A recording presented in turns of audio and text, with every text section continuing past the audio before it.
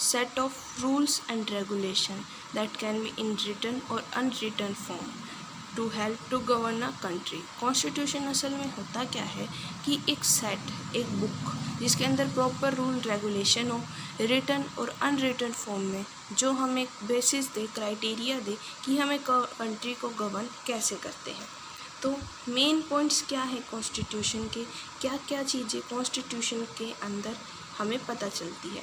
ये एक हमें सेंट्रल आइडिया देता है एक कंट्री में कि हम सिटीज़न कैसे इंस्पायर हो रहे हैं लिव करने के लिए। It lay out certain ideas that form the basis of the kind of country that we are as citizen aspire to live इन।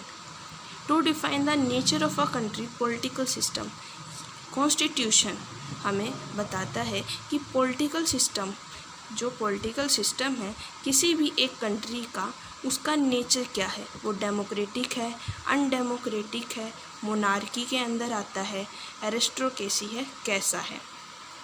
उसके बाद हम इधर बात करेंगे इंडियन कॉन्स्टिट्यूशन के की फीचर्स क्या है, क्योंकि हमारे लिए मोस्ट इम्पोर्टेंट है स्टडी करना इंडियन कॉन्स्टिट्यूशन। सबसे पहला उसका की फीचर है फेडरलिज्म, इसे हम हिंदी में संघवाद कहते हैं। इसके अंदर हम पढ़ते हैं कि किस तरीके से जो गवर्नमेंट है वो कैसे डिस्ट्रीब्यूट होती है, first, second and third level. Parliamentary form of government, इसके अंदर हम पढ़ते हैं कि किस तरीके से जो गवर्नमेंट है वो, उसके अंदर जो नॉर्मल पीपल हैं वो अपने रिप्रेजेंटेटिव कैसे इलेक्ट करती है। Separation of power, how many types powers is separated, there are 3 type, executive, legislature and judiciary. Secularism, we can define secularism as a country that support not any one religion.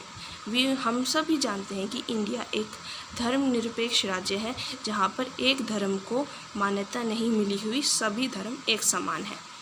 And at last the fundamental rights, what does actually the fundamental rights are. In Indian Constitution provided some kinds of fundamental rights which can be discussed in other classes. Thank you and have a nice day.